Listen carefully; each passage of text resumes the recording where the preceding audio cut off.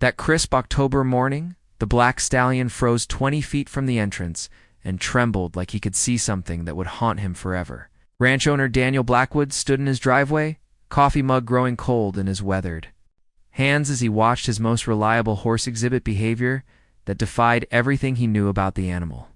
The steam from his morning coffee dissipated into the crisp Montana air, matching the bewilderment, clouding his mind.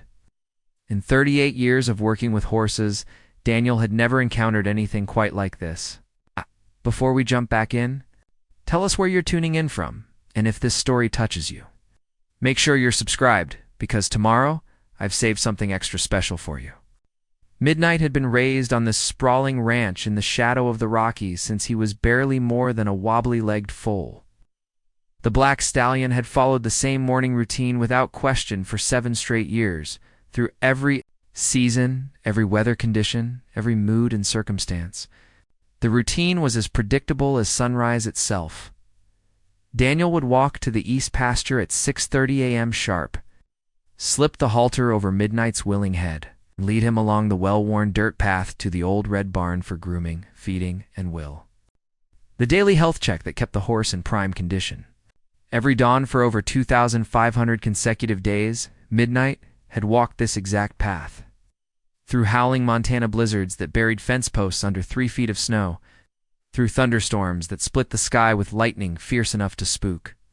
Cattle 3 counties over, through scorching summer heat that made the metal barn roof too hot to touch. The barn had always been Midnight's sanctuary, a place of safety. Its food, rest, and the comforting routine that horses craved more than anything else. The structure itself was nothing spectacular, but it was solid and well-built. Daniel had constructed it with his own hands 15 years ago when he'd first purchased this isolated stretch of land. The red paint had faded to a rustic burgundy over the years, and the wooden walls bore the honest scars of hard use and harsh weather. Inside, the barn housed everything a working ranch needed, feed bins filled with the best oats money could, by grooming tools hung in perfect order, saddles and bridles arranged with military precision, and stalls bedded with fresh straw that Daniel replaced every few days without fail. But now, on this seemingly ordinary October morning, the black stallion stood frozen in place like a statue carved from obsidian. His powerful muscles were rigid with tension that rippled beneath his glossy coat, every fiber of his being focused. On the barn entrance, as if he were staring into the mouth of hell itself, his dark eyes, usually calm and intelligent, were wide with something Daniel had never seen before. Not confusion, not simple fear, but absolute, bone-deep terror that seemed to emanate from the horse's very soul. Midnight's nostrils flared, wide, drawing in sharp, panicked breaths that created small clouds in the cool morning air. His breathing came in rapid, shallow bursts, the kind of hyperventilation Daniel had only seen in animals facing mortal danger. The horse's entire body trembled, starting from his legs and working its way up through his massive frame until even his ears quivered with nervous energy. "Come on, boy," Daniel murmured, his voice carrying the same gentle tone he'd used to calm countless horses over the decades. "What's gotten into you? It's just the barn, same as always." He tugged gently on the lead rope, applying just enough pressure to encourage movement without forcing the issue. In all their years together, this had never failed to work. Midnight was a willing partner, eager to please and responsive to the slightest guidance. But today was different. Horse's response was immediate and violent. Midnight jerked backward, with such explosive force that the rope burned through Daniel's weathered palms, leaving angry red welts across his calloused skin. The stallion's hooves scraped and scattered gravel as he backed away, his iron shoes striking sparks against the occasional stone. Throughout his entire retreat, Midnight never took his eyes off the barn that had sheltered him safely for thousands of nights. Daniel examined his stinging palms, then looked back at his horse with growing concern. He'd seen spooked horses before every rancher had.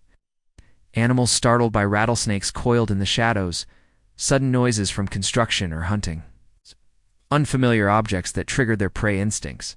Hell, he'd seen horses bolt at plastic bags caught in the wind, at their own shadows, on particularly jittery days. At the neighbor's new red pickup truck, that looked different enough to send them into a panic. But this was different. Fundamentally, terrifyingly different. This wasn't the quick, sharp fear of surprise that would fade once the horse realized there was no immediate threat. This wasn't the nervous energy that came from being cooped up too long, or the restlessness that preceded a storm. Primal terror that seemed to have taken root in Midnight's mind and refused to let go.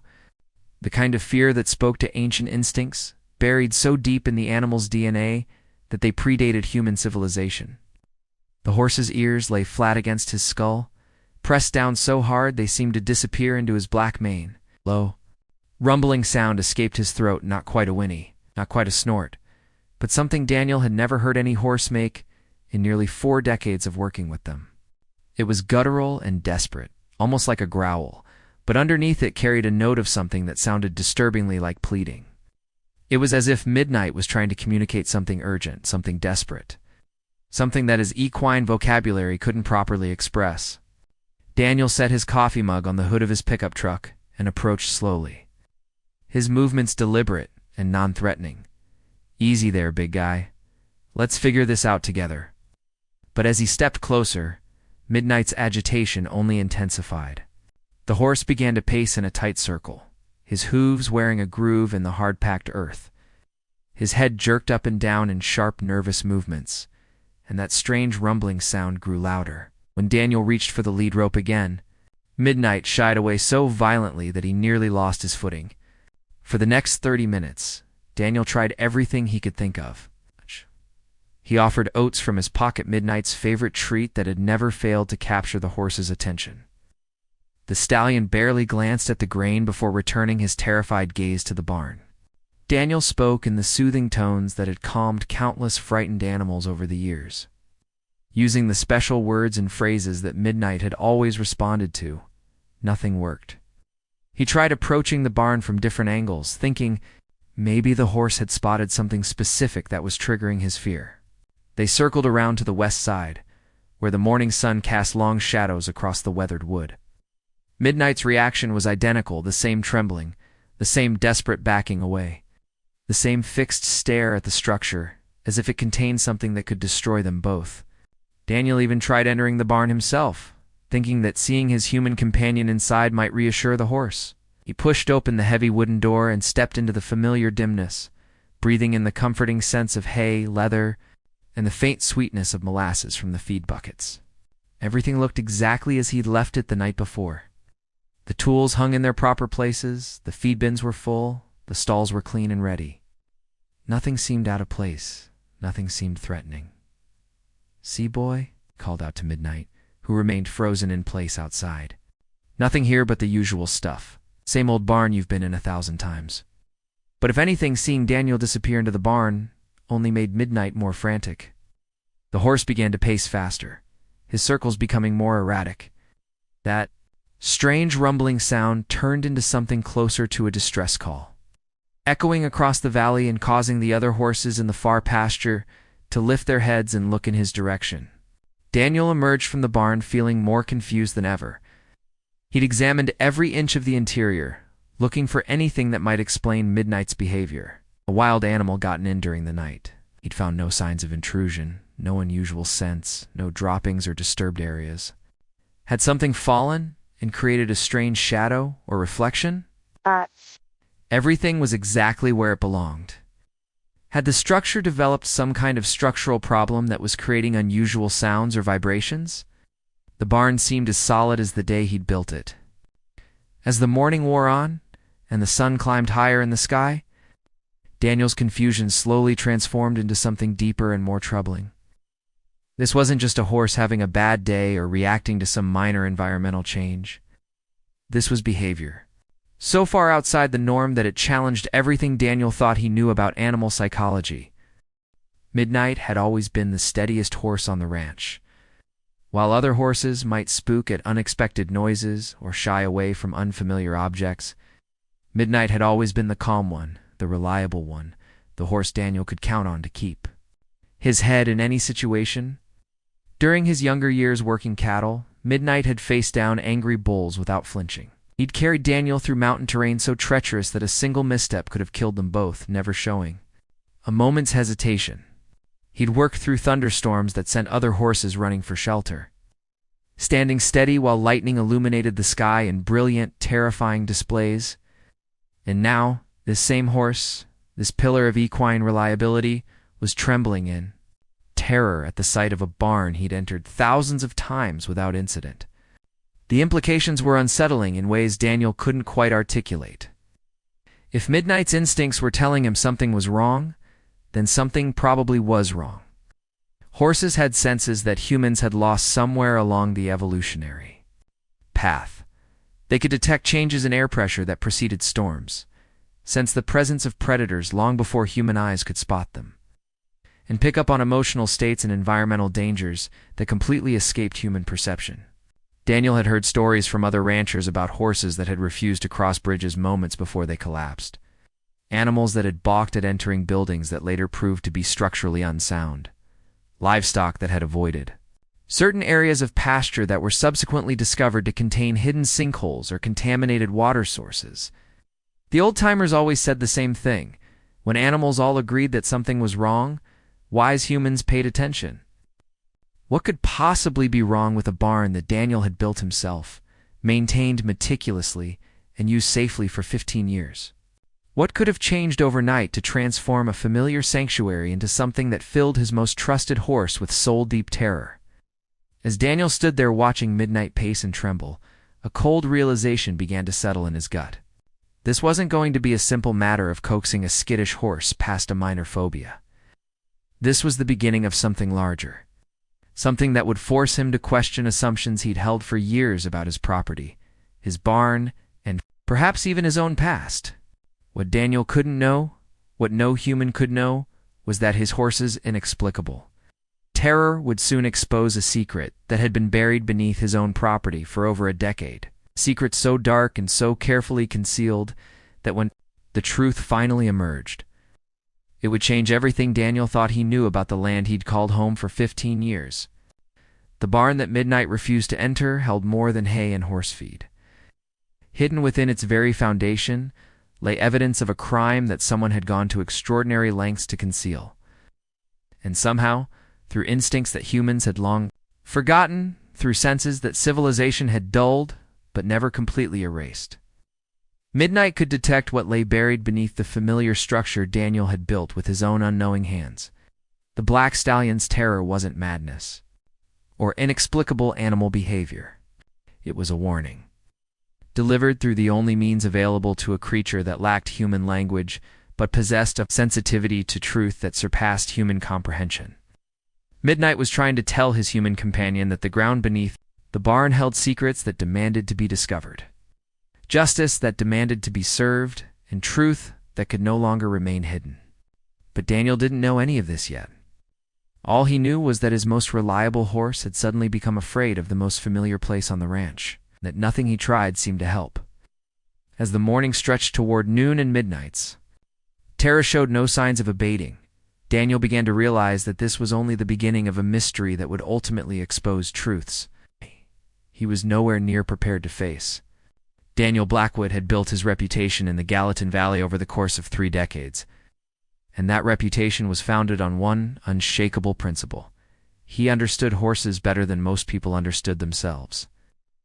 Was simply fact, verified by countless neighbors, veterinarians, and fellow ranchers who had witnessed his almost supernatural ability to read equine behavior and solve problems that left other horse owners baffled and frustrated. He'd been working with horses since he was 12 years old, starting as a stable boy at the McKenzie Ranch 40 miles south of here. Old Tom McKenzie had been a hard man with little patience for mistakes, but he'd recognized something special in the lanky kid who could gentle the most fractious stallions and coax, cooperation from mares that had sent grown men to the hospital. Under McKenzie's gruff tutelage, Daniel had learned not just the mechanics of horse care, but the deeper art of understanding what drove these magnificent animals, their fears, their motivations, their complex social hierarchies, most importantly, their instincts. By the time he turned 18, Daniel had already earned a reputation that extended beyond the valley. Horse owners from 3 counties would trailer their problem animals to him horses that wouldn't load, wouldn't stand for the farrier, wouldn't except riders wouldn't stop biting or kicking or displaying any number of dangerous behaviors that made them virtually unusable. Daniel had a gift for seeing past the symptoms to the underlying causes, for understanding that a horse's bad behavior was almost always a form of communication about pain, fear, confusion, or past trauma. He'd worked with Championship Show horses worth more than most people's houses, taking animals that had been written off by expensive trainers and transforming them into willing partners. He'd gentled wild mustangs captured from the Nevada ranges, horses that had never felt a human touch and viewed people as nothing more than predators to be avoided at all costs.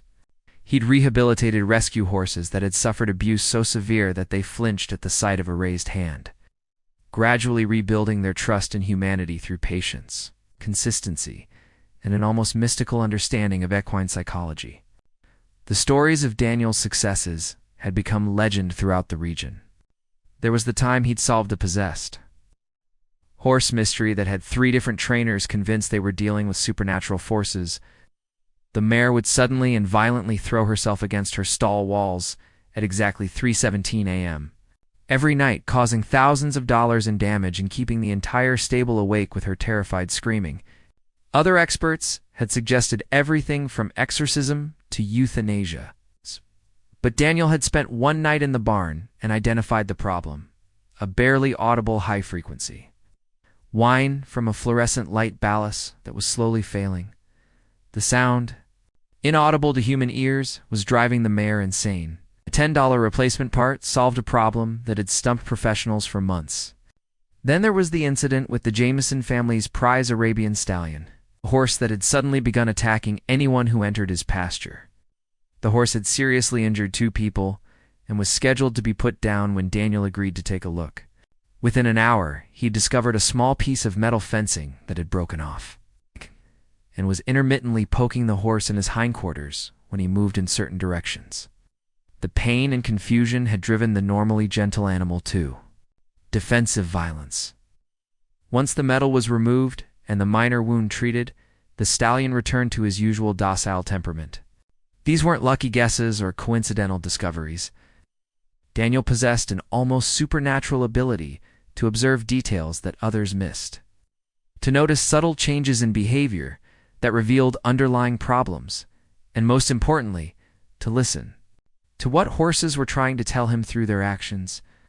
He understood that horses didn't act out randomly. They were always communicating something, whether it was physical discomfort, emotional distress, environmental concerns, or warnings about dangers that human senses couldn't detect. This understanding had made Daniel's ranch a destination for horse owners throughout Montana and beyond. People traveled hundreds of miles to bring their animals to the man who could solve problems that had defeated every other expert they'd consulted. His waiting list was months long. His fees reflected both his expertise and the desperate gratitude of clients who had exhausted every other option. But Daniel's reputation wasn't built solely on his ability to fix other people's horses. His own animals were legendary for their calm temperaments, their eagerness to work, and their absolute trust in their human partner. Visitors to the Blackwood Ranch often commented on the unusual atmosphere of peace and cooperation that seemed to permeate the property. The horses moved with relaxed confidence, showed no signs of the anxiety or aggression that plagued many working animals, and displayed a level of partnership with Daniel that went far beyond simple training. Midnight was the crown jewel of Daniel's string, a horse that exemplified everything Daniel had learned about building trust and communication with these magnificent animals. The black stallion had come to the ranch as a 3-year-old, a horse that had been considered untrainable by his previous owners. He'd been beautiful, but dangerous, prone to explosive outbursts of violence that had hospitalized to trainers and convinced everyone who worked with him that he was fundamentally unfit for human interaction. Daniel had seen something different in the young stallion's eyes, not malice or inherent aggression, but confusion and fear masquerading as hostility. The horse had been passed from trainer to trainer, subjected to increasingly harsh correction, methods that had only confirmed his belief that humans were threats to be fought rather than partners to be trusted. Each failed training session had deepened his distrust, creating a cycle of violence that seemed impossible to break. It had taken Daniel 18 months of patient, consistent work to earn Midnight's trust, not the grudging acceptance that most people mistook for training success, but genuine partnership based on mutual respect and understanding. He'd never used force, never employed the intimidation tactics that many trainers relied upon, never tried to break the horse's spirit or bend him to human will through dominance. Instead, Daniel had approached each interaction as a conversation, learning to read Midnight's moods and responses, adjusting his methods based on what the horse was telling him through body language, breathing patterns, and dozens of other subtle cues that most people never noticed. He'd celebrated small victories the first time Midnight didn't pin his ears when Daniel approached, the first time he accepted a halter without a fight, the first time he voluntarily moved closer to his human partner instead of backing away. The transformation had been remarkable to witness. The violent, unpredictable stallion had gradually evolved into a horse of extraordinary intelligence and sensitivity, capable of understanding complex commands and responding to the slightest shift in Daniel's posture or tone of voice. Midnight could work cattle with the precision of a surgeon, navigate treacherous mountain terrain with the confidence of a mountain goat, and demonstrate the kind of loyalty and devotion that most people associated with dogs rather than horses.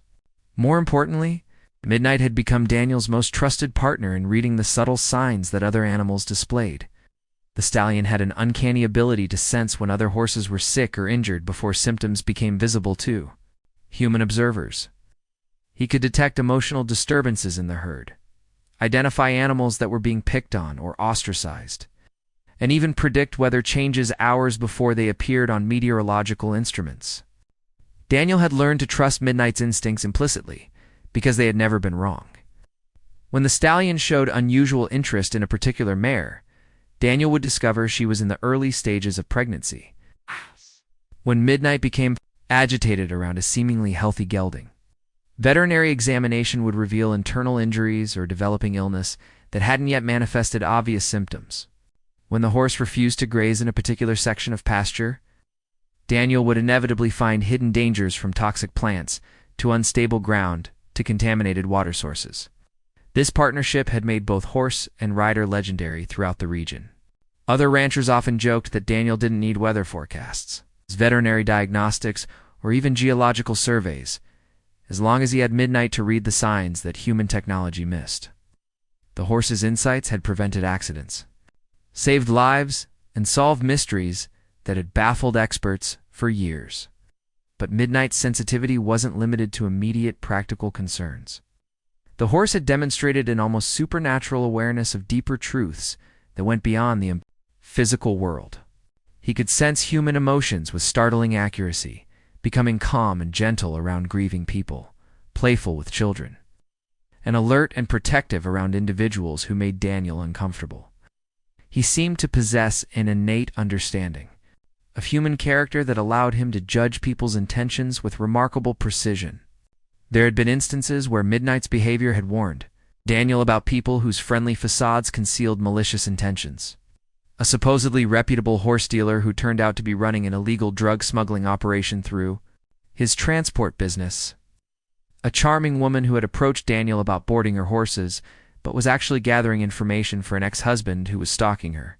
A friendly neighboring rancher who had been systematically poisoning Daniel's water sources in an attempt to force him to sell his land at below-market prices. In each case, Midnight's initial reaction to these individuals had been subtle but unmistakable attention in his posture, a wariness in his eyes, a reluctance to interact that had prompted Daniel to investigate further. The horse's instincts had never led them astray, had never flagged someone as dangerous who later proved to be harmless, had never failed to detect genuine threats that human judgment had missed. This track record of perfect accuracy was what made Midnight's current behavior so deeply unsettling. If the stallion was displaying this level of terror in response to the barn, then something was genuinely, seriously wrong, not just a minor environmental change or a temporary disturbance, but something fundamental and dangerous that demanded immediate attention. Daniel's expertise told him that horses didn't develop sudden, inexplicable phobias about familiar places without significant cause. Equine psychology was remarkably consistent, Horses were creatures of habit who found comfort in routine and predictability. For a horse as steady and reliable as Midnight to suddenly refuse to enter a building he'd used safely for 7 years suggested a change so dramatic and so threatening that every instinct in the animal's body was screaming warnings. The implications were staggering.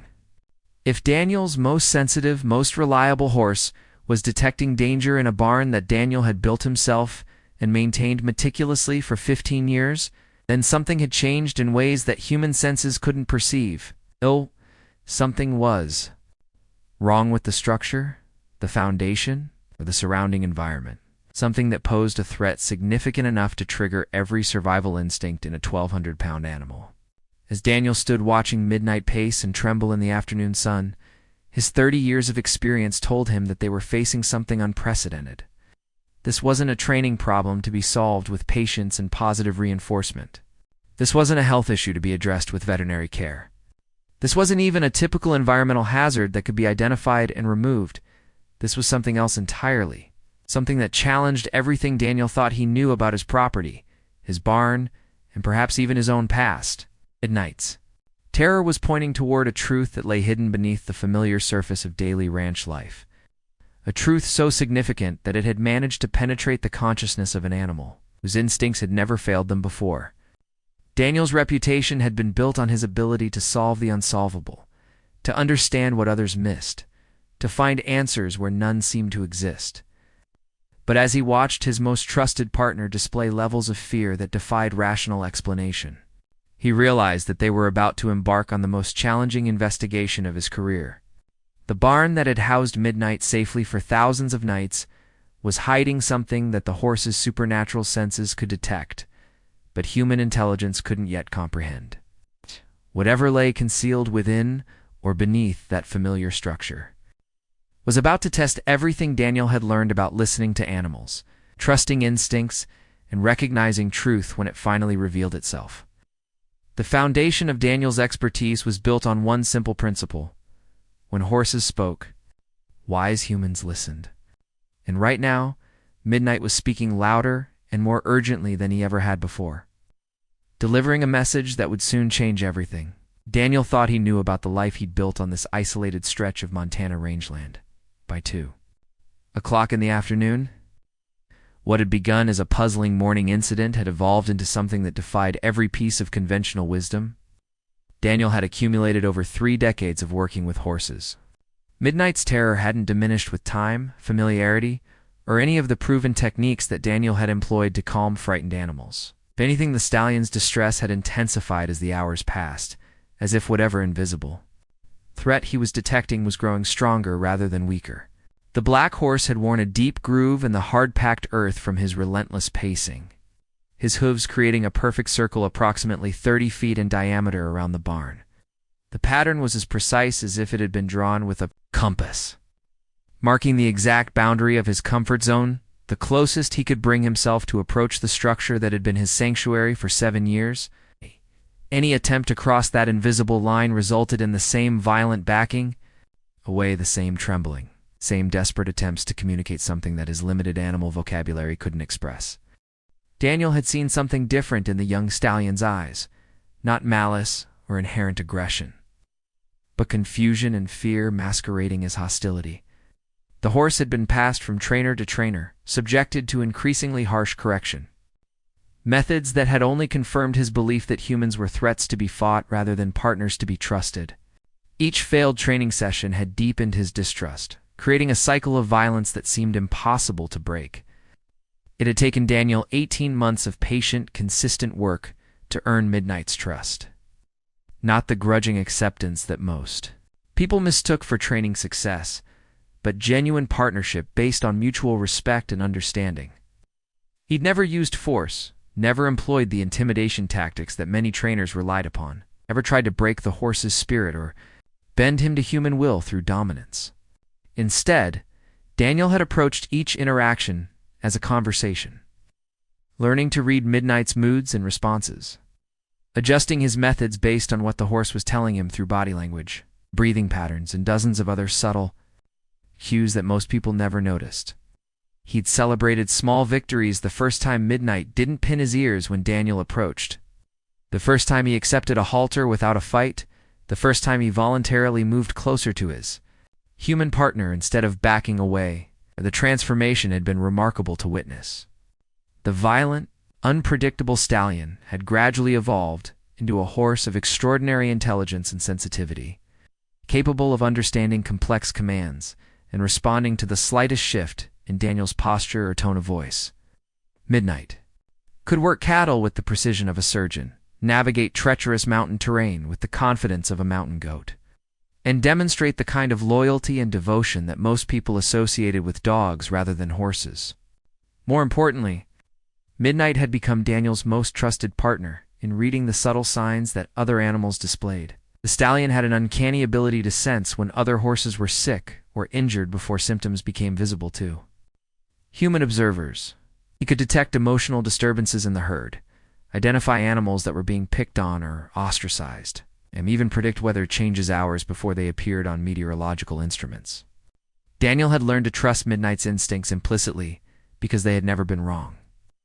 When the stallion showed unusual interest in a particular mare, Daniel would discover she was in the early stages of pregnancy. When Midnight became agitated around a seemingly healthy gelding, veterinary examination would reveal internal injuries or developing illness that hadn't yet manifested obvious symptoms. When the horse refused to graze in a particular section of pasture, Daniel would inevitably find hidden dangers from toxic plants to unstable ground to contaminated water sources. This partnership had made both horse and rider legendary throughout the region. Other ranchers often joked that Daniel didn't need weather forecasts, veterinary diagnostics, or even geological surveys as long as he had Midnight to read the signs that human technology missed. The horse's insights had prevented accidents, saved lives, and solved mysteries that had baffled experts for years. But Midnight's sensitivity wasn't limited to immediate practical concerns. The horse had demonstrated an almost supernatural awareness of deeper truths that went beyond the physical world. He could sense human emotions with startling accuracy, becoming calm and gentle around grieving people, playful with children, and alert and protective around individuals who made Daniel uncomfortable. He seemed to possess an innate understanding of human character that allowed him to judge people's intentions with remarkable precision. There had been instances where Midnight's behavior had warned Daniel about people whose friendly facades concealed malicious intentions. A supposedly reputable horse dealer who turned out to be running an illegal drug smuggling operation through his transport business. A charming woman who had approached Daniel about boarding her horses, but was actually gathering information for an ex-husband who was stalking her. Friendly neighboring rancher who had been systematically poisoning Daniel's water sources in an attempt to force him to sell his land at below-market prices. In each case, Midnight's initial reaction to these individuals had been subtle but unmistakable: tension in his posture, a wariness in his eyes, a reluctance to interact that had prompted Daniel to investigate further. The horse's instincts had never led them astray, had never flagged someone as dangerous who later proved to be harmless, had never failed to detect genuine threats that human judgment had missed. This track record of perfect accuracy was what made Midnight's current behavior so deeply unsettling. If the stallion was displaying this level of terror in response to the barn, then something was genuinely, seriously wrong. Not just a minor environmental change or a temporary disturbance, but something fundamental and dangerous that demanded immediate attention. Daniel's expertise told him that horses didn't develop sudden, inexplicable phobias about familiar places without significant cause. Equine psychology was remarkably consistent. Horses were creatures of habit who found comfort in routine and predictability. For a horse as steady and reliable as Midnight to suddenly refuse to enter a building he'd used safely for 7 years suggested a change so dramatic and so threatening that every instinct in the animal's body was screaming warnings. The implications were staggering. If Daniel's most sensitive, most reliable horse was detecting danger in a barn that Daniel had built himself and maintained meticulously for 15 years, then something had changed in ways that human senses couldn't perceive. Something was wrong with the structure, the foundation. or the surrounding environment. Something that posed a threat significant enough to trigger every survival instinct in a 1,200-pound animal. As Daniel stood watching Midnight pace and tremble in the afternoon sun, his 30 years of experience told him that they were facing something unprecedented. This wasn't a training problem to be solved with patience and positive reinforcement. This wasn't a health issue to be addressed with veterinary care. This wasn't even a typical environmental hazard that could be identified and removed. This was something else entirely. Something that challenged everything Daniel thought he knew about his property, his barn, and perhaps even his own past. Midnights. Terror was pointing toward a truth that lay hidden beneath the familiar surface of daily ranch life. A truth so significant that it had managed to penetrate the consciousness of an animal whose instincts had never failed them before. Daniel's reputation had been built on his ability to solve the unsolvable, to understand what others missed, to find answers where none seemed to exist. But as he watched his most trusted partner display levels of fear that defied rational explanation, he realized that they were about to embark on the most challenging investigation of his career. The barn that had housed Midnight safely for thousands of nights was hiding something that the horse's supernatural senses could detect, but human intelligence couldn't yet comprehend. Whatever lay concealed within or beneath that familiar structure was about to test everything Daniel had learned about listening to animals, trusting instincts, and recognizing truth when it finally revealed itself. The foundation of Daniel's expertise was built on one simple principle. When horses spoke, wise humans listened. And right now, Midnight was speaking louder and more urgently than he ever had before, delivering a message that would soon change everything. Daniel thought he knew about the life he'd built on this isolated stretch of Montana rangeland. By 2:00 in the afternoon, what had begun as a puzzling morning incident had evolved into something that defied every piece of conventional wisdom. Daniel had accumulated over 3 decades of working with horses. Midnight's terror hadn't diminished with time, familiarity, or any of the proven techniques that Daniel had employed to calm frightened animals. If anything, the stallion's distress had intensified as the hours passed, as if whatever invisible. The threat he was detecting was growing stronger rather than weaker. The black horse had worn a deep groove in the hard-packed earth from his relentless pacing, his hooves creating a perfect circle approximately 30 feet in diameter around the barn. The pattern was as precise as if it had been drawn with a compass, marking the exact boundary of his comfort zone, the closest he could bring himself to approach the structure that had been his sanctuary for 7 years. Any attempt to cross that invisible line resulted in the same violent backing, away the same trembling, the same desperate attempts to communicate something that his limited animal vocabulary couldn't express. Daniel had tried every technique in his considerable arsenal. He'd started with the basics: voice commands, gentle encouragement, kind of patient coaxing that worked with nervous horses 99% of the time. When that failed, he'd moved on to more advanced methods. He tried approaching from different angles. Thinking perhaps Midnight had spotted something specific that triggered his fear, he'd attempted to desensitize the horse by leading him gradually closer to the barn in tiny increments, rewarding each step forward with treats and praise. Nothing worked. Every approach yielded the same result: explosive panic followed by desperate retreat to the safety of that 30-foot perimeter. Daniel had even tried some unconventional approaches born of desperation. He'd blindfolded Midnight with a soft cloth, thinking that removing visual stimuli might help the horse overcome whatever he was seeing. Oh.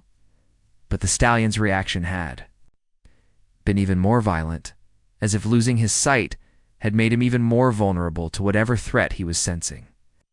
The blindfold experiment had lasted less than 30 seconds before Daniel realized he was only making the situation worse. He'd tried leading one of the other horses, a calm, steady mare named Willow, toward the barn, hoping that seeing another animal approach the structure without fear might give Midnight the confidence to follow. But as Willow drew within 20 feet of the barn entrance, she too began showing signs of distress. Her ears pricked forward in alert attention, her nostrils flared as she tested the air, and her steps became increasingly hesitant until she finally refused to go any closer. This development sent a chill down Daniel's spine that had nothing to do with the October weather.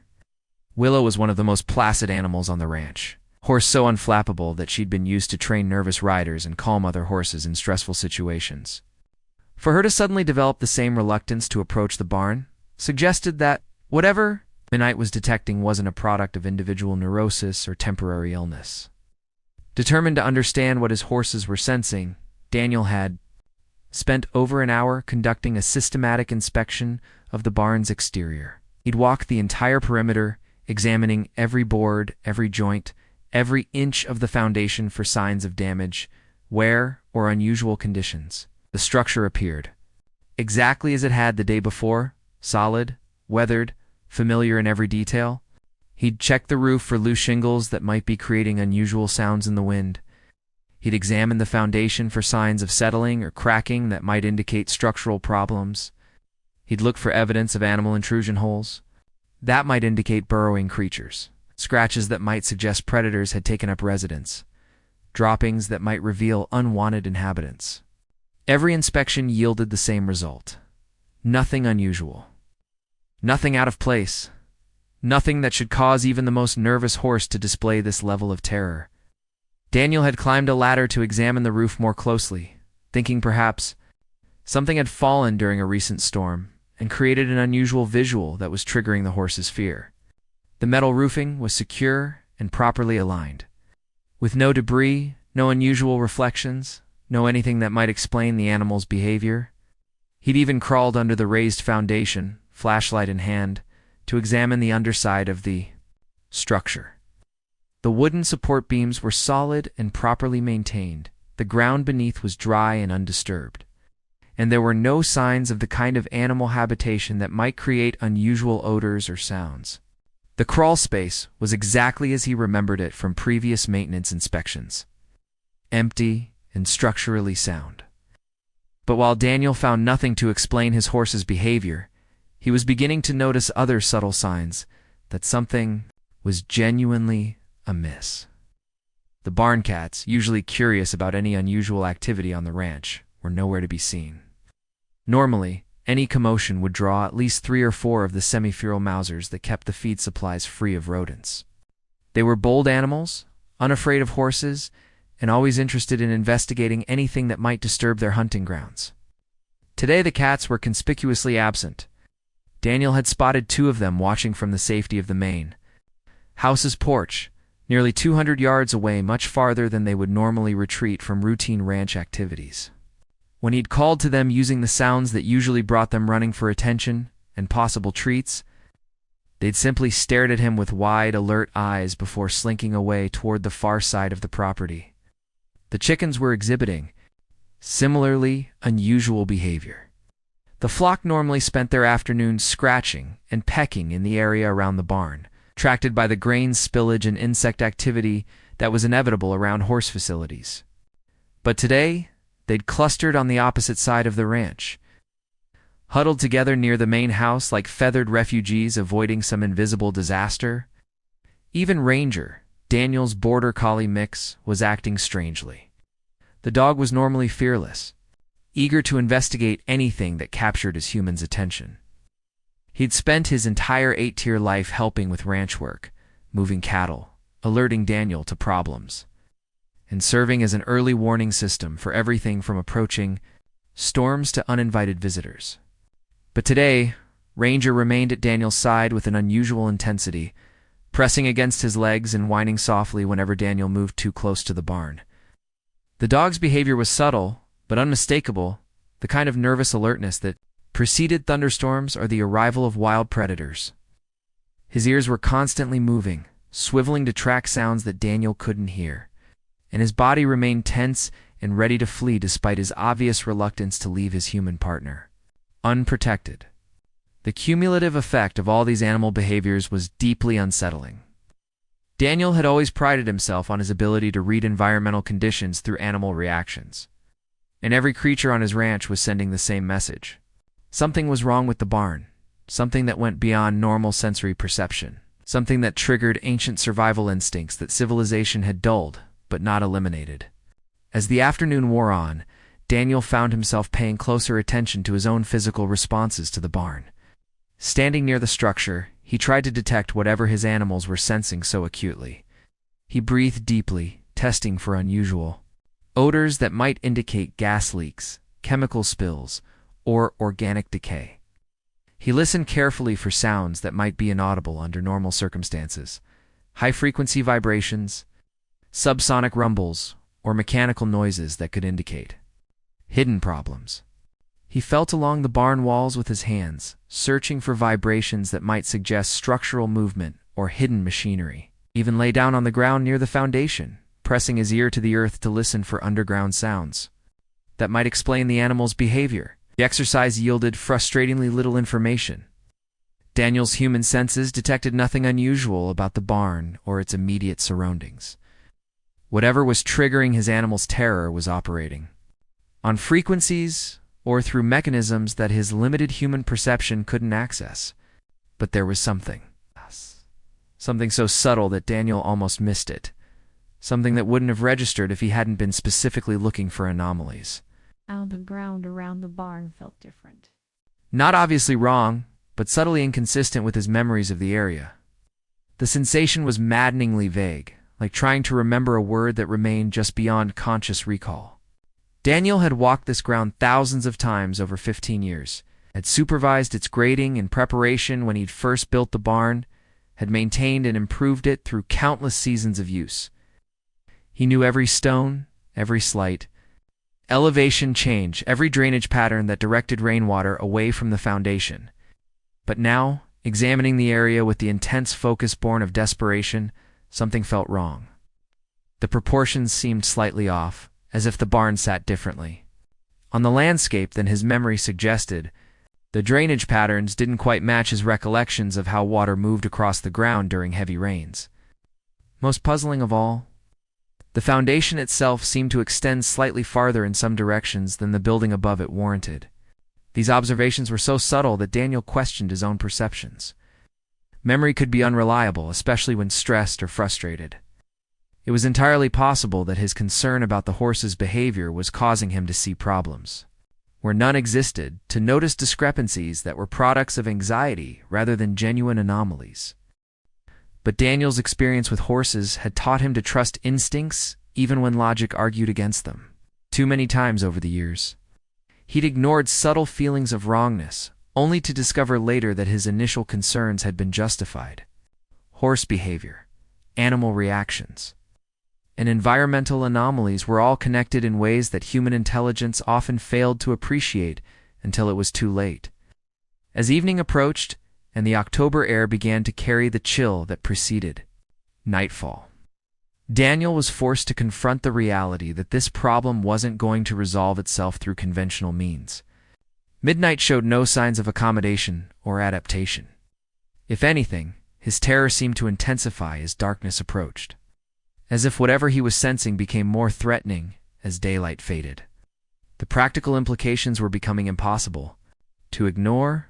Midnight needed shelter, food, and water, all of which were normally provided in the barn that he now refused to approach. Daniel could lead him to the water tank near the main house, but the horse's feed and grooming supplies were stored in the structure that had become a source of terror rather than comfort. More concerning was the effect on the other animals. Willow's reluctance to approach the barn meant that both horses would need alternative arrangements for the night. The chickens' avoidance of their normal roosting areas suggested that the problem extended beyond simple equine sensitivity. Even the cats and dog were showing signs of stress that indicated a more widespread environmental issue. Daniel found himself facing a decision that challenged everything he thought he knew about ranch management. Should he force the issue, insisting that the animals overcome their fears and return to their normal routines? His experience suggested that such an approach would likely result in injuries to both animals and humans, as terrified horses were capable of extreme violence when cornered or coerced. Should he seek outside help, calling veterinarians or animal behaviorists who might be able to explain what was happening?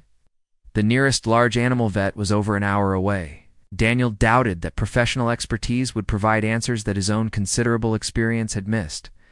Should he simply accept the animal's judgment and make alternative arrangements, trusting that whatever they were sensing would eventually resolve itself? This option felt like surrender, an admission that forces beyond his understanding were controlling events on his own property. Or should he pursue the most unsettling possibility that the animals were trying to warn him about something genuinely dangerous, something hidden or concealed that demanded investigation regardless of the personal cost? As Daniel stood in the gathering dusk, watching midnight pace his endless circle around the barn that had become a prison rather than a sanctuary, he realized that the choice was already made. 30 years of working with horses had taught him one unshakable truth. When every animal on a property agreed that something was wrong, the wise human listened and acted accordingly. The barn that he'd built with his own hands, that had sheltered his animals safely for 15 years, was hiding something that demanded to be discovered. Whatever that secret might be, it was significant enough to trigger every survival instinct.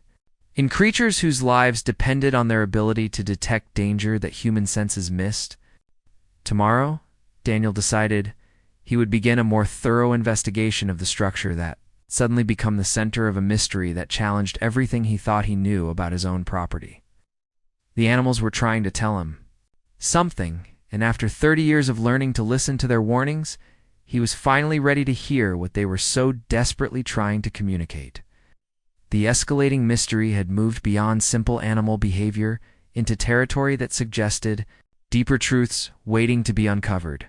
Whatever lay hidden beneath the familiar surface of daily ranch life, it was about to be exposed by the combined determination of a master horseman and the supernatural instincts of animals, who could sense what human intelligence had missed for far too long. As full darkness settled over the Montana landscape and midnight's pacing continued in the pale light cast by the ranch house windows, Daniel began to understand that they were approaching the edge of discoveries that would change everything. He thought he knew about the land he'd called home for 15 years. The horses were trying to save him from something, and tomorrow he would finally begin to understand what that something might be. The first witness to midnight's inexplicable behavior arrived at dawn on the second day. Drawn by curiosity and the kind of neighborly concern that bound the scattered ranching community together across the vast Montana landscape, Rebecca Martinez had been Daniel's closest neighbor for over a decade, operating a successful cattle ranch 3 miles east of his property.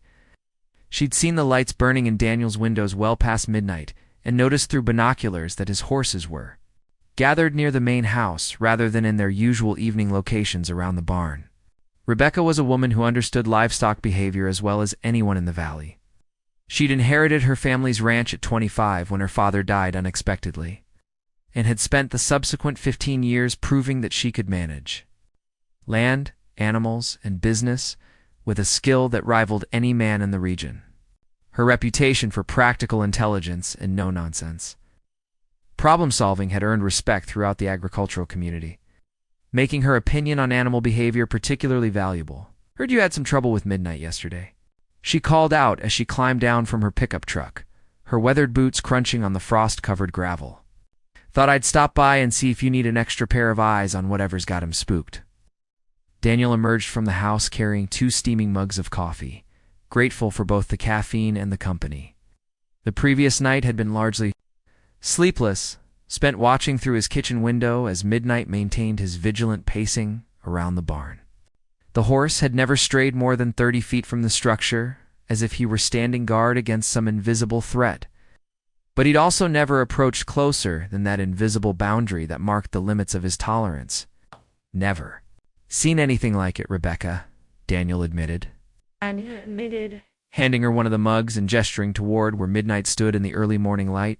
7 years that horse has used that barn without so much as a moment's hesitation. Well, yesterday morning, it was like the building had become radioactive. He won't go near it. Rebecca studied the black stallion with the practiced eye of someone who'd spent her entire life reading animal behavior. Midnight was clearly agitated, his muscles tense beneath his winter coat, his attention fixed unwaveringly on the barn structure.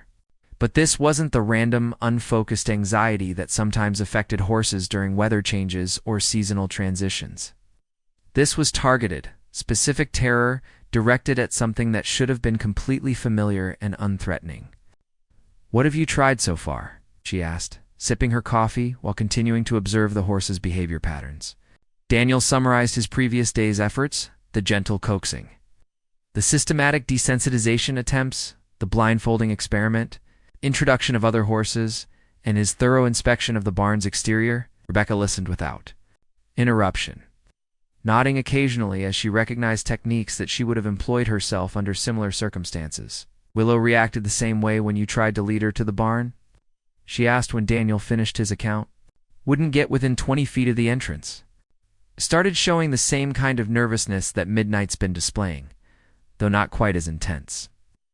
Rebecca set down her coffee mug and walked slowly toward Midnight, her movements calm and non-threatening. Stallion acknowledged her presence with a brief glance but didn't interrupt his vigilant observation of the barn. She'd known this horse for years, had watched Daniel train him from a dangerous, unpredictable 3-year-old into one of the most reliable animals in the SW Valley. Midnight had always been friendly toward her, accepting treats and attention with the easy confidence of a horse who'd learned to trust humans completely. But today, he barely seemed to register her presence. His entire focus remained locked on the barn, as if he were watching for some threat to emerge from within the familiar structure. "Mind if I try leading him toward the barn myself?" Rebecca asked. "Sometimes a different handler can get through when the regular one can't." Daniel nodded, though he suspected the attempt would yield the same results as his own efforts. Rebecca was an experienced horsewoman with a gentle touch and calm demeanor that most animals found reassuring. If anyone could coax Midnight past whatever mental barrier was preventing him from approaching the barn, it would be her. Rebecca clipped a lead rope to Midnight's halter and began walking slowly toward the barn, talking to the horse in the low, soothing tones that had calmed countless nervous animals over the years. For the first 20 feet, Midnight followed willingly enough, his trust in human judgment overriding his own instincts. But as they approached the invisible boundary that had marked the limits of his comfort zone for the past day, the stallion's behavior changed dramatically. His steps became increasingly reluctant, his head lifted high in alert attention, and his breathing quickened with obvious anxiety. When Rebecca tried to encourage him forward with gentle pressure on the lead rope, Midnight planted his hooves and refused to budge. "Easy, boy," she murmured, trying the same patient coaxing that had worked with thousands of reluctant horses over the years. "Just a few more steps. Nothing here that can hurt you." But Midnight's response was even more violent than his reactions to Daniel's attempts. The horse reared back with explosive force, jerking the rope from Rebecca's hands and backing away, with such panic that he nearly lost his footing on the uneven ground. His eyes rolled white with terror, and he released the same guttural sound that had so unsettled Daniel the previous day. Not quite a whinny, not quite a scream, but something that spoke of primal fear beyond the range of normal equine vocabulary. Rebecca stumbled backward, nearly falling as Midnight's retreat left her suddenly off balance. She'd been prepared for resistance, but the violence of the horse's reaction had caught her completely off guard. In 15 years of working with cattle and horses, she'd never seen an animal display this level of terror in response to a completely familiar environment. "Jesus Christ," she breathed, steadying herself and staring at Midnight as he resumed his agitated pacing at the 30-foot perimeter. "What the hell has gotten into him?" Daniel helped Rebecca regain her balance, both of them watching as Midnight settled back into his vigilant observation of the barn. The horse's reaction to a different handler had been even more extreme than his responses to Daniel, suggesting that the problem wasn't related to handler-specific anxiety or training issues. "That's not normal fear," Rebecca said, her voice carrying the authority of someone who dealt with spooked livestock for most of her adult life. "That's terror. Pure, instinctive terror of something that horse perceives as life-threatening." As if summoned by the commotion, other neighbors began arriving throughout the morning. Word traveled fast in the sparsely populated valley, where unusual events were rare enough to draw attention from miles around. The sight of Rebecca's truck parked at Daniel's ranch, combined with the obvious agitation of the animals, had attracted the kind of curiosity that bound rural communities together. Tom Hendricks arrived first, an elderly rancher whose family had worked the land for 3 generations. He was followed by Sarah Chen, a veterinarian who operated a mixed practice serving the agricultural community across 4 counties. Behind her came Marcus Webb, a horse trainer who specialized in problem animals and had learned many of his techniques from Daniel himself. Each newcomer received the same briefing about Midnight's behavior, and each was invited to observe the horses' reactions and offer their professional opinions.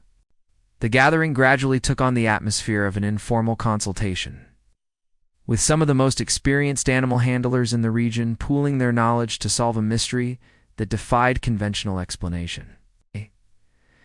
Tom Hendricks, whose 83 years had exposed him to nearly every form of animal behavior imaginable, was the first to suggest that they were dealing with something beyond normal veterinary or training issues. "I've seen horses refuse to cross bridges that collapsed an hour later," he said, his weathered face serious as he watched Midnight's continued pacing. "Seen cattle avoid pastures that turned out to have poisoned water sources. Animals know things. We don't sense things we can't. When they're all this sure that something's wrong, it usually pays to listen." Dr. Chen approached the situation from a more clinical perspective, conducting a brief examination of Midnight to rule out medical causes for his behavior. She checked his vital signs, examined his eyes and ears for signs of infection or injury, and performed the basic neurological tests that might reveal physical problems affecting his perception or judgment. "Physically, he's in perfect health," she announced after completing her examination. "Heart rate and respiration are elevated, but that's consistent with the anxiety he's displaying. No signs of illness, injury, or neurological problems that might explain this behavior. Whatever's causing his reaction, it's environmental rather than medical." Marcus Webb, drawing on his experience with behavioral problems, tried several advanced training techniques designed to help horses overcome specific phobias. He attempted systematic desensitization using increasingly closer approaches to the barn, counter-conditioning with high-value food rewards, and even some of the newer methods based on natural horsemanship principles that emphasize communication through body language rather than force. Every technique failed. Midnight's terror remained absolute and unshakable, immune to methods that had successfully treated even the most severe behavioral problems in other horses. As the morning progressed, the gathered experts began testing their own animals to see if Midnight's reaction was unique or part of a broader pattern. Rebecca returned to her ranch and brought back 2 of her steadiest horses, animals that had never shown fear of normal ranch structures or activities. The results were unsettling and consistent. Both of Rebecca's horses displayed increasing reluctance as they approached the barn, becoming visibly nervous at approximately the same distance that triggered Midnight's panic. While their reactions weren't as extreme as the black stallions, they clearly sensed something that made them uncomfortable about the structure that should have seemed completely normal and unthreatening. Dr. Chen brought her own horse, a calm gelding that she used for ranch calls and that had never displayed unusual fears or anxieties. The reaction was identical growing nervousness as they approached the barn, followed by absolute refusal to go any closer once they reached the invisible boundary that every horse seemed to recognize instinctively. Even more disturbing was the behavior of animals that weren't horses at all. Tom Hendricks' old cattle dog, Blue Heeler that had spent his entire life working around barns and farm buildings, refused to investigate the structure despite his handler's encouragement. Rebecca's border collie, normally fearless and intensely curious about anything that captured human attention, kept his distance and whined nervously whenever anyone approached the barn entrance. The cumulative evidence was building toward an inescapable conclusion. Every animal that encountered Daniel's barn was detecting something that triggered deep survival instincts, something that human senses couldn't perceive, but that animal intuition recognized as dangerous. "This isn't a horse problem," Dr. Chen said as the group gathered near Daniel's porch to compare their observations. "This is an environmental problem, and something about that barn is wrong in ways that animals can detect, but we can't." Marcus Webb nodded grimly. "I've never seen anything like this. Usually when horses develop building phobias, it's specific to their own experiences or traumas. But every animal we've tested is having the same reaction. It suggests something objective, something real that they're all sensing." Tom Hendricks' long experience had exposed him to stories that younger people often dismissed as superstition or folklore, offered a different perspective. "My grandfather used to tell stories about animals that could sense things humans had forgotten how to perceive. horses that wouldn't cross ground where people had died violently, cattle that avoided areas where crimes had been committed. Always thought they were just old tales, until I started paying attention to what my own animals were trying to tell me. The suggestion hung in the air like a challenge to rational thinking. The assembled group consisted of practical people who dealt with concrete problems and evidence-based solutions. But the evidence they were gathering suggested that something beyond normal experience was affecting every animal that encountered Daniel's barn. Sarah Chen, despite her scientific training, found herself considering possibilities that she would have dismissed under normal circumstances. There are documented cases of animals detecting subsonic vibrations, electromagnetic changes, and chemical traces that are below the threshold of human perception. If there's something about the barn's environment that's triggering their survival instincts, it might be operating on frequencies or through mechanisms that we simply can't access. Rebecca Martinez, ever practical, suggested that they focus on what could be measured and tested rather than speculating about causes they couldn't prove. Whatever's going on, we need to figure out if it's dangerous to humans as well as animals. If every horse in the valley is going to react this way to Daniel's barn, then there's something seriously wrong that needs to be addressed. Daniel found himself at the center of a mystery that was attracting attention from throughout the region. Word of the horse's behavior was spreading through the agricultural community, drawing visitors from ranches and farms dozens of miles away. People were arriving with their own animals, conducting their own tests, and adding their observations to a growing body of evidence that something unprecedented was occurring on his property. The validation was both reassuring and terrifying. Reassuring because it confirmed that the problem wasn't the result of his own mistakes or oversights. Every expert who'd examined the situation had reached the same conclusions about the animal's behavior. Terrifying because it suggested that his property harbored something dangerous enough to trigger universal animal terror. Something that had remained hidden for 15 years, but was now making its presence known through the supernatural sensitivity of creatures whose lives depended on their ability to detect threats that human intelligence missed. As the day wore on and more evidence accumulated, Daniel began to realize that they were approaching the edge of discoveries that would challenge everything he thought he knew about his land, his barn, and perhaps even his own past. The animals were trying to warn him about something. And now he had a community of witnesses who could confirm that their warnings were real, urgent, and impossible to ignore. The mystery was no longer just about one horse's inexplicable behavior. It had become a community investigation into something that threatened the safety and sanity of every living creature that encountered the structure. Daniel had built with his own hands 15 years ago. Whatever was hidden beneath the familiar surface of his daily ranch life, it was about to be exposed by the combined efforts of people who understood that when animals spoke with unanimous terror, the wise human response was to listen, investigate, and prepare for discoveries that might change everything they thought they knew about the nature of truth itself. By the third morning, Daniel Blackwood found himself at the center of what could only be described as an informal investigation that had drawn attention from across 3 counties. The word had spread through the tight-knit ranching community, with the speed that only genuinely mysterious events could achieve, and his property had become an unlikely pilgrimage site for anyone who worked with animals and wanted to witness firsthand the phenomenon that was defying explanation. The evidence had mounted beyond any possibility of denial. 17 different horses from 12 different ranches had been brought to test their reactions to Daniel's barn. Every single animal had displayed the same pattern of behavior increasing.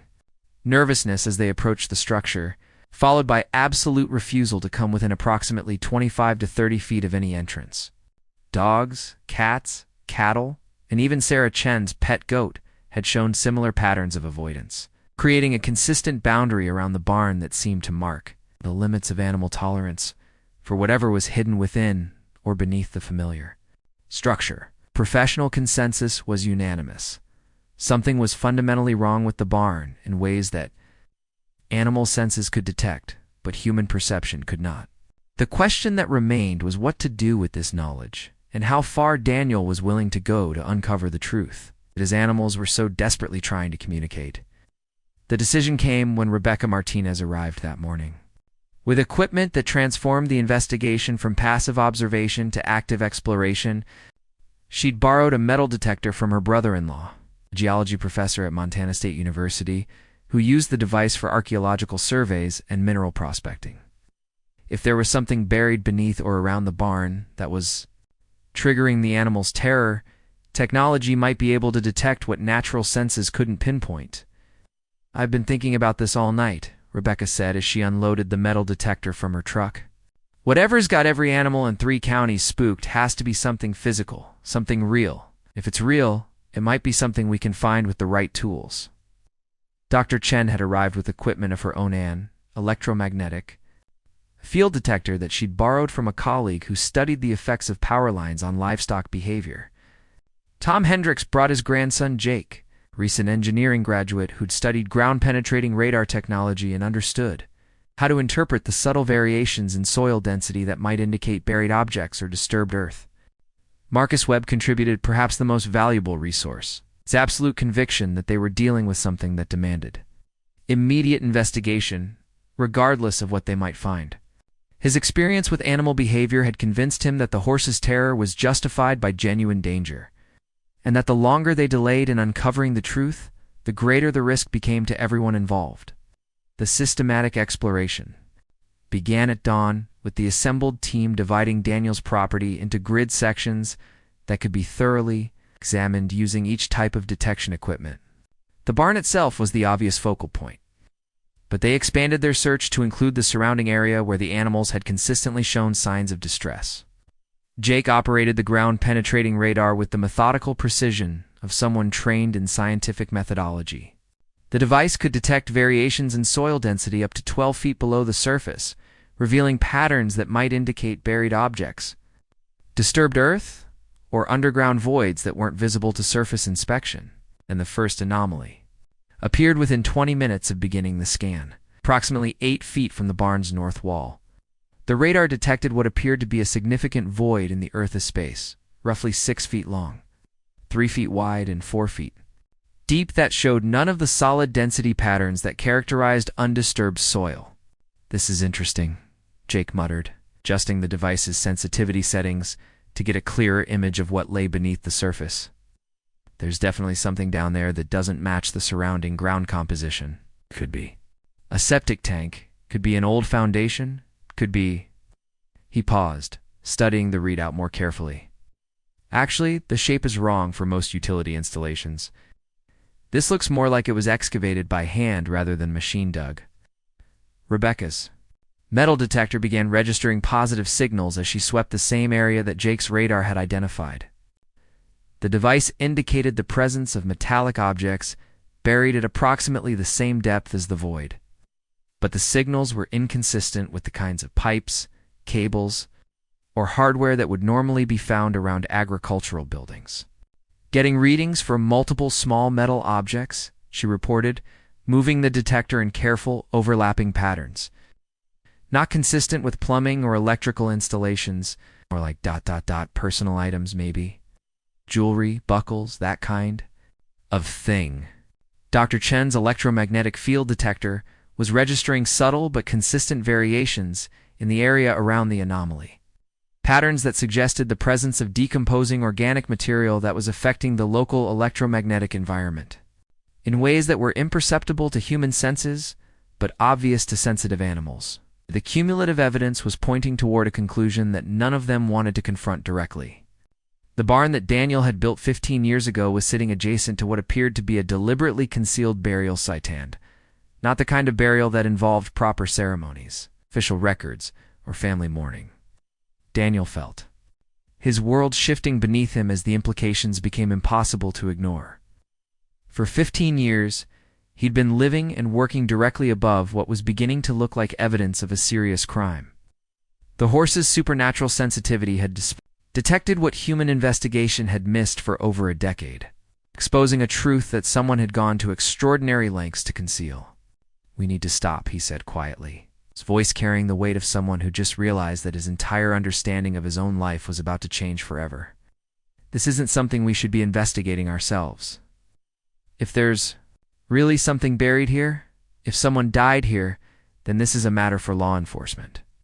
But Tom Hendricks, whose 83 years had taught him the difference between problems that could be ignored and truths that demanded immediate action, shook his head firmly. Animals don't lie, Daniel. Every horse that's been here has been trying to tell us that something's wrong, something that won't stay buried forever. If we stop now, if we pretend we didn't find anything, how long before the truth comes out anyway? How long before someone else discovers what we're walking away from? Rebecca agreed. The horses led us this far, and they've never been wrong about anything important. If there's justice that needs to be served, if there's a family somewhere that deserves to know what happened to someone they lost, then we owe it to them to see this through. Dr. Chen, despite her scientific training and natural caution, found herself compelled by the mounting evidence. The electromagnetic readings are consistent with decomposing organic material that's been underground for an extended period. If this is what I think it is, then someone's been missing for years, and their family deserves answers. Marcus Webb provided the final argument that convinced Daniel to continue the investigation. Midnight brought us here. Your horse, the one you trust more than any other living creature, has been trying to tell you about this for 3 days. Are you going to ignore him now, when he's finally managed to communicate what he's been sensing all along? The decision to continue required Daniel to confront possibilities that challenged everything he thought he knew about his own history and the land he'd claimed as home. But 30 years of listening to horses had taught him that animal instincts were rarely wrong about matters of life and death, safety and danger, truth and deception. With careful documentation and witness testimony from everyone present, they began the delicate process of excavating the area that the detection equipment had identified as anomalous. Jake used his knowledge of archaeological techniques to ensure that any evidence they uncovered would be preserved properly for official investigation. The first discovery came at a depth of approximately 3 feet. Fragments of cloth that had been preserved by the dry Montana soil and the specific conditions of the burial site. The fabric was consistent with clothing from 15 to 20 years ago and showed signs of having been cut or torn rather than wearing away naturally over time. At 4 feet, they found the first piece of jewelry, a tarnished silver bracelet, engraved with the name Michelle and a date from 18 years ago. The inscription was clear enough to read despite the effects of time and soil. The style was consistent with the kind of graduation or birthday gift that a young woman might have treasured. But it was the discovery at 5 feet that confirmed their worst fears and validated every animal instinct that had brought them to this moment. Human remains, partially preserved by the alkaline soil conditions, positioned in a way that suggested hasty burial rather than careful interment. The skeleton was intact enough to reveal evidence of trauma that was inconsistent with natural death fractures that spoke of violence.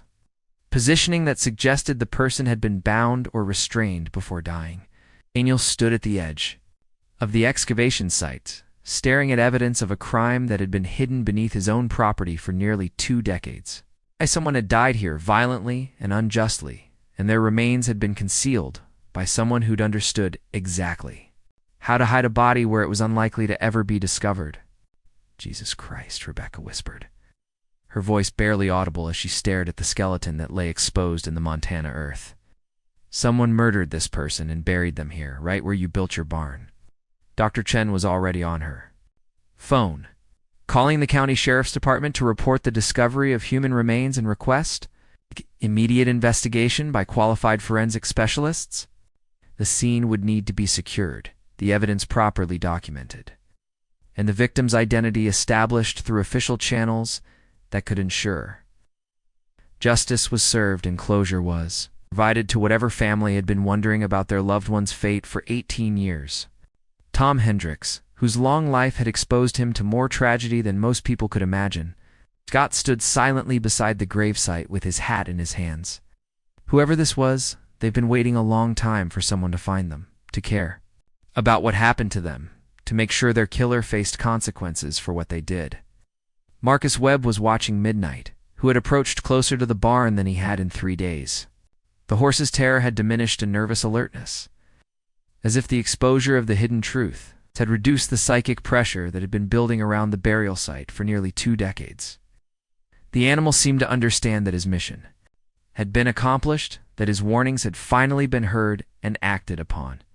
As sirens began to echo across the valley, carrying law enforcement officers and forensic specialists toward Daniel's ranch, the full implications of the discovery began to settle over everyone involved. Someone named Michelle had died violently 18 years ago, and someone else had buried her body in a location where it should never have been found. That someone had chosen Daniel's property either because it was isolated and unlikely to be developed, or because they'd had specific knowledge of his plans to build a barn that would conceal the gravesite permanently. Sheriff Clayton Walsh arrived with a team of investigators and immediately secured the scene, establishing a perimeter around the burial site, and beginning the careful process of documenting evidence that would be crucial to solving a murder case that was nearly 2 decades old. The discovery would trigger a massive investigation into missing persons reports from the time period, forensic analysis of the remains and personal effects, and ultimately the identification of both victim and perpetrator. But perhaps the most remarkable aspect of the entire investigation was the role that animal instinct had played in exposing a truth that human intelligence had missed for 18 years. Midnight's refusal to enter the barn had been the first thread in unraveling a carefully concealed crime. His supernatural sensitivity to the presence of unjust death had sparked an investigation that would ultimately serve justice and provide closure to a family that had been wondering about their daughter's fate for nearly 2 decades. Dr. Chen, whose scientific training had initially made her skeptical of explanations that relied on animal intuition rather than measurable phenomena, found herself profoundly changed by witnessing the power of instincts that preceded human civilization. "I've always believed in evidence-based medicine and rational explanations for animal behavior," she said as they watched. Forensic specialists carefully excavate the remains that Midnight had led them to discover. "But this has shown me that there are forms of knowledge that go beyond what our instruments can measure, sensitivities that we've lost but animals have retained." Rebecca Martinez, whose practical approach to ranch management had never included consideration of supernatural or metaphysical possibilities, was equally affected by the day's revelations. "I'll never ignore animal behavior again," she said simply. "If every horse in 3 counties is trying to tell us something, then we'd better listen, no matter how impossible it seems." Daniel himself was grappling with the realization that he'd been living and working directly above a crime scene for 15 years, unaware that his daily routine was taking place over the concealed grave of someone who died violently and unjustly. The knowledge recontextualized everything about his life on the ranch, making him wonder what other truths might be hidden beneath the familiar surface of the landscape he'd claimed as home. But perhaps the most profound impact was on his relationship with Midnight, a horse whose refusal to enter a barn had ultimately exposed a murder and brought justice to someone who'd been waiting 18 years for their story to be told. The animal's behavior had seemed like a problem to be solved, a mystery to be unraveled through conventional training and veterinary techniques. Instead, it had been a form of communication that transcended the normal boundaries between species, a desperate attempt to ensure that truth could no longer remain buried beneath the weight of time and concealment. As the investigation continued and the forensic team worked to identify the victim and determine the circumstances of her death, Daniel stood beside Midnight in the evening light, understanding for the first time that his partnership with the black stallion extended far beyond simple horse training or ranch work. They were connected by a bond that allowed communication across species barriers, enabling the sharing of knowledge that human senses couldn't access, but animal instincts could detect with supernatural accuracy. The barn would be demolished. As part of the investigation, its wooden walls and metal roof dismantled to ensure that no evidence was overlooked in the pursuit of justice for Michelle and closure for her family. But Daniel knew that he would rebuild in a different location, creating new structures that honored the memory of someone who'd died too young and been hidden too long. Midnight's terror had saved them all from unknowingly perpetuating an injustice that had been concealed for 18 years. His refusal to enter the barn had been the beginning of a journey toward truth that would ultimately serve justice, provide closure, and demonstrate the power of listening to voices that spoke in languages older than human civilization. The horses had been right, as they always were, when matters of life and death hung in the balance. Truth had indeed refused to stay buried. Justice had finally found its way to someone who'd been waiting far too long for their story to be told, their killer to be caught, and their memory to be honored by people who understood that some secrets are too important to remain hidden forever. 3 months after midnight's desperate warnings had led to the discovery of Michelle Rodriguez's remains, Daniel Blackwood stood in the courthouse in Bozeman, Montana, watching as justice finally caught up with the man who had murdered an innocent young woman 18 years ago and thought he'd hidden his crime forever. The courtroom was packed with family members, law enforcement officials, and members of the ranching community who had witnessed firsthand the supernatural power of animal instinct to expose truths that human intelligence had missed for nearly 2 decades. The investigation that followed the discovery of Michelle's body had unfolded with the methodical precision that characterized modern forensic science, but it had been guided from the beginning by the impossible accuracy of midnight's initial warnings. Every piece of evidence, every investigative breakthrough, every connection that led law enforcement closer to the truth could be traced back to the Black Stallion's refusal to enter a barn that concealed one of Montana's most carefully hidden crimes. Detective Lisa Brennan of the Montana State Police had taken charge of the investigation from the moment Sheriff Walsh's call reached her office. She was a 20-year veteran of major crimes investigation, a woman whose reputation for solving cold cases had earned respect throughout the state's law enforcement community. But even her considerable experience hadn't prepared her for a murder investigation that began with horses refusing to enter a barn. In 30 years of police work, "I've never seen anything like this," Detective Brennan had told Daniel during one of their early interviews. "The forensic evidence is consistent with what your horses were trying to tell you from the very beginning. It's like they understood exactly what we needed to know and just had to wait for humans to be smart enough to listen." The victim's identification had been established within 2 weeks of the discovery. Michelle Rodriguez had been a 29-year-old elementary school teacher from Billings who had disappeared during a camping trip in the Gallatin National Forest in October of 2006. She'd been reported missing when she failed to return from what was supposed to be a solo weekend hiking expedition. But despite extensive search efforts involving hundreds of volunteers and professional rescue teams, no trace of her had ever been found. Michelle's family had never stopped believing that she was the victim of foul play rather than a hiking accident. Her mother, Elena Rodriguez, had spent 18 years advocating for continued investigation, organizing annual searches, and maintaining a reward fund for information leading to the discovery of her daughter's remains. The family's persistence had kept Michelle's case active in the missing persons database, ensuring that when her body was finally found, identification could be made quickly and definitively. "I always knew she didn't just disappear," Elena Rodriguez said through tears as she testified at the preliminary hearing. Michelle was an experienced hiker. She knew those mountains, and she would never have taken risks that could put her in danger. "Someone took her from us, and I've been waiting 18 years for the truth to come out." The forensic examination of Michelle's remains had revealed evidence of trauma consistent with violent assault and murder. Dr. Patricia Wild, the state's chief forensic pathologist, had testified that the victim had suffered multiple fractures to her skull and ribs that occurred at or near the time of death. The positioning of the remains and the presence of rope fibers found with the skeleton indicated that Michelle had been restrained before being killed. But perhaps the most damning evidence had come from the personal effects buried with the body.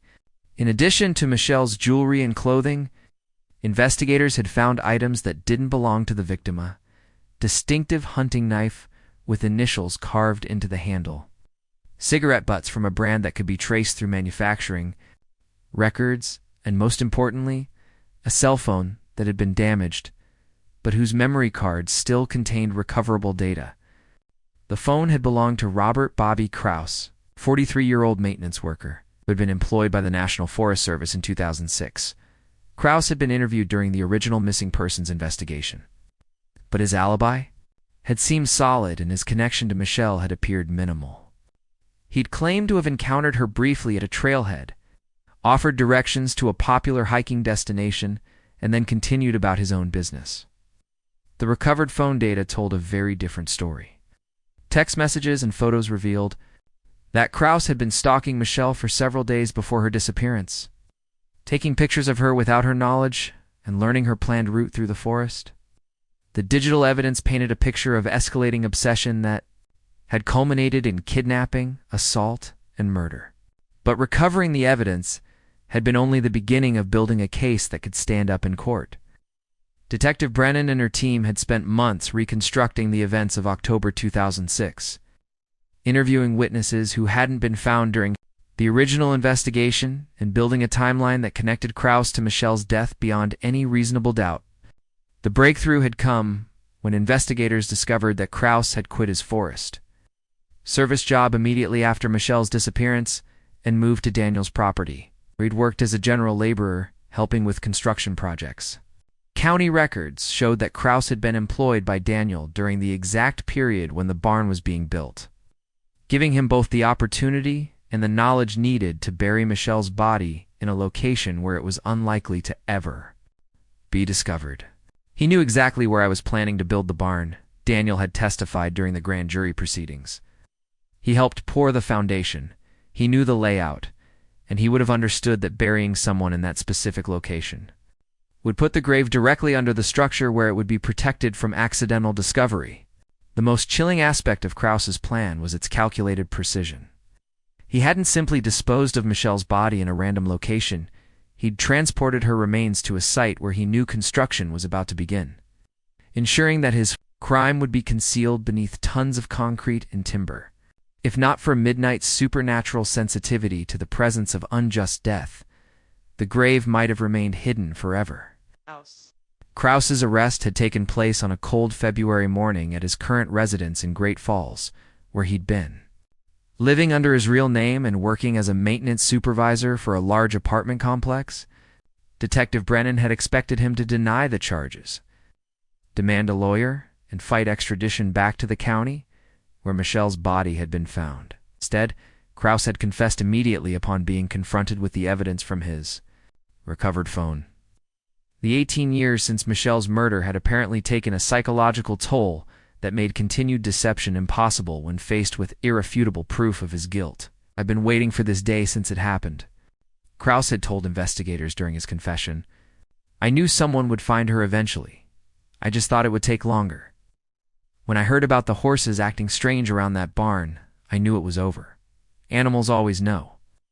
The confession had revealed the full scope of Krause's crime. In the careful planning that had gone into concealing it, he'd been stalking Michelle for over a week before her disappearance, learning her habits and waiting for an opportunity to approach her in an isolated location. When she'd rejected his advances and threatened to report his behavior to park authorities, he'd attacked her in a rage that had escalated to murder. Transporting her body to Daniel's construction site had been a desperate attempt to hide evidence of a crime that Krause knew would destroy his life if discovered. He'd buried Michelle in the early hours of morning, working by flashlight to dig a grave that he'd then concealed so carefully that even Daniel, who'd built the barn himself, had never suspected what lay beneath the foundation. The psychological impact of living with such a secret had apparently been devastating. Krause described 18 years of nightmares, anxiety, and paranoid fear that his crime would be discovered. He'd changed jobs frequently, moved to different towns, and avoided any situation that might draw attention to his past. The knowledge that Michelle's body lay buried beneath Daniel's barn had haunted him every single day since the murder. "I used to drive by that ranch sometimes just to see if anyone had found her," Krause admitted during his confession. "Every time I saw that barn still standing, I thought I was safe for a little longer. But I always knew that someday, somehow, the truth would come out." The trial had been swift and decisive. Krause's confession, combined with the overwhelming forensic evidence and digital proof of his stalking behavior, had made conviction inevitable. His defense attorney had focused on securing a plea agreement that would spare his client the death penalty in exchange for full cooperation with the investigation and a guilty plea to first-degree murder.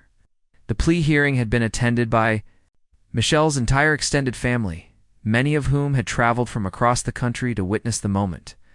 When justice was finally served for a young woman whose life had been cut short by senseless violence, Ana Rodriguez had delivered a victim impact statement that left few dry eyes in the courtroom.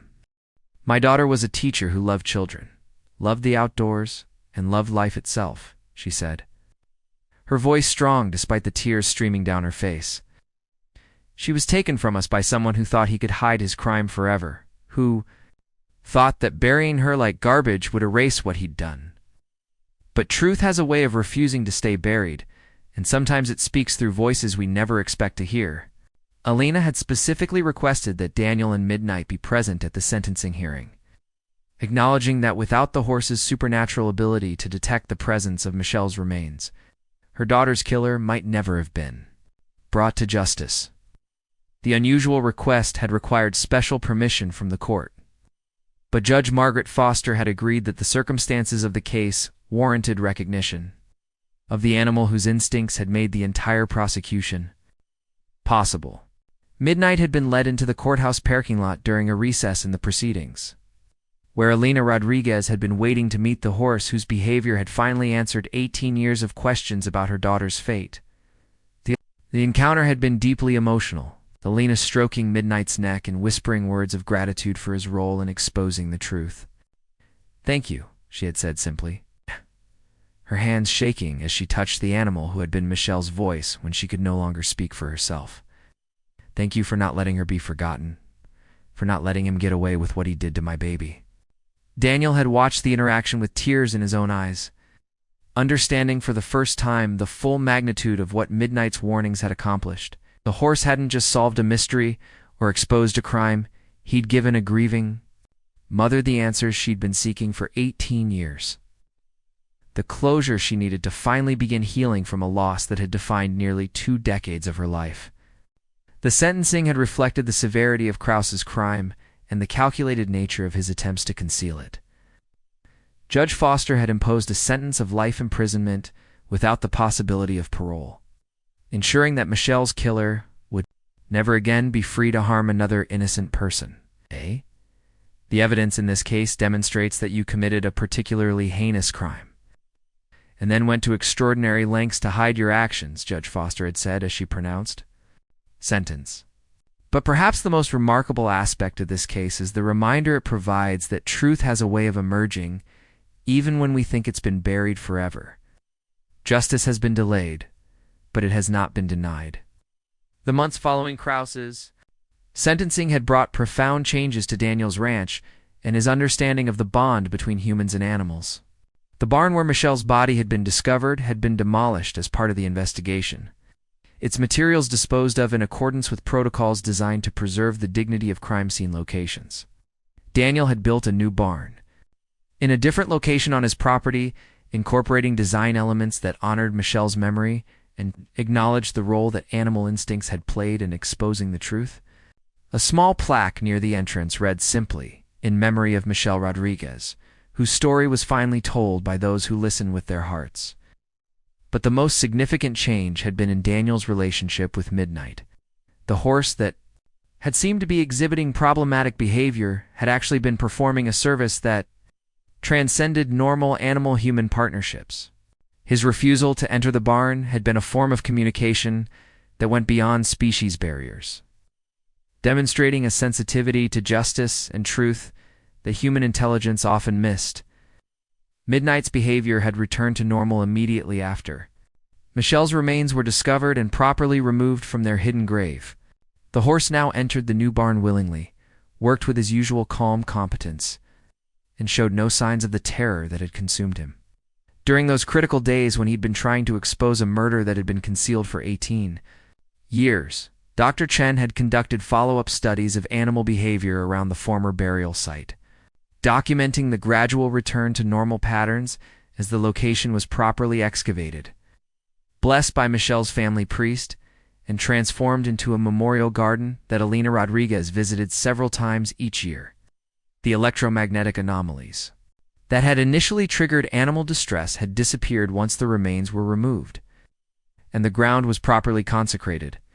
The case had attracted national attention from researchers studying animal behavior, criminal justice professionals interested in unconventional investigative techniques, and spiritual communities exploring the connections between animal instincts and supernatural phenomena. Daniel had been invited to speak at conferences about his experience, sharing the story of how listening to animal warnings had led to solving one of Montana's most carefully concealed crimes. But perhaps the most important impact had been on the broader ranching community, where the story of Midnight's warnings had become legend. Farmers and ranchers throughout the region had begun paying closer attention to their animals' behavior, understanding that creatures who lived close to the earth might possess sensitivities that could reveal truths hidden from human perception. Rebecca Martinez had documented several instances where her own animals had alerted her to problems that conventional inspection had missed. From contaminated water sources to structural weaknesses in buildings that were on the verge of collapse, Tom Hendricks had started keeping a journal of his livestock's behavior patterns, noting correlations between animal anxiety and subsequent discoveries of environmental hazards. Marcus Webb had incorporated animal behavioral assessment into his training programs, teaching horse owners to recognize when their animals were trying to communicate important information rather than simply displaying problematic behavior. His motto had become, "When horses speak, wise humans listen." The scientific community had also taken notice of the case, with several universities launching research projects designed to better understand the mechanisms by which animals detected information that escaped human senses. Dr. Chen had received funding to study electromagnetic sensitivity in horses, while other researchers were investigating the ability of various species to detect chemical traces associated with decomposing organic matter. But for Daniel, the most profound lesson had been personal rather than professional. His 30 years of working with horses had taught him to trust animal instincts, but Midnight's warnings about Michelle's hidden grave had demonstrated that this trust needed to extend beyond practical ranch management into areas that challenge conventional understanding of reality itself. The black stallion had shown him that the bond between humans and animals could transcend normal communication barriers, enabling the sharing of knowledge that existed on levels deeper than conscious thought. Midnight had been Michelle's voice. When she could no longer speak for herself, his terror serving as testimony to an injustice that demanded recognition and resolution. As Daniel stood in the new barn he'd built to replace the structure that had concealed Michelle's grave, watching Midnight eat peacefully from his feed bucket, he understood that their partnership had evolved into something that went far beyond typical horse-human relationships. They were connected by shared experience of exposing truth, serving justice, and honoring the memory of someone who had died too young and been hidden too long. The memorial garden that Elena Rodriguez tended where her daughter's grave had been discovered was blooming with wildflowers that Michelle had loved during her life as an elementary school teacher and outdoor enthusiast. The site had been transformed from a place of concealment and death into a location of remembrance and peace, where truth had finally triumphed over deception and justice had prevailed, despite 18 years of delay. Michelle's story had been told at last, her killer had been brought to justice, and her family had received the closure they'd been seeking for nearly 2 decades, all because a horse named Midnight had possessed the supernatural sensitivity to detect the presence of unjust death and the determination to keep warning until humans were wise enough to listen. The case had demonstrated that truth does indeed refuse to stay buried forever, that justice can emerge from the most unexpected sources, and that the bond between humans and animals contains depths of communication and understanding that science was only beginning to explore. Midnight had shown that sometimes the most important messages come from voices that speak in languages older than human civilization, carrying wisdom that transcends the boundaries between species and connects all living creatures in the pursuit of truth and justice. Asterisk, asterisk, thank you for following this incredible true story of how animal instincts exposed a murder that had been hidden for 18 years. If this story has moved you, please subscribe to the channel and share it with others who need to understand the supernatural bond between humans and animals. Have you ever experienced your pets or livestock trying to warn you about something you couldn't see? Share your stories in the comments below. Your experiences might help others recognize when their animals are trying to communicate something important. Remember, when animals speak with unanimous urgency, the wise human response is always to listen, investigate, and trust that truth will ultimately prevail over deception, no matter how carefully it's been concealed. Asterisk, asterisk up next. You've got two more standout stories right on your screen. If this one hit the mark, you won't want to pass these up. Just click and check them out. And don't forget to subscribe and turn on the notification bell so you don't miss any upload from us.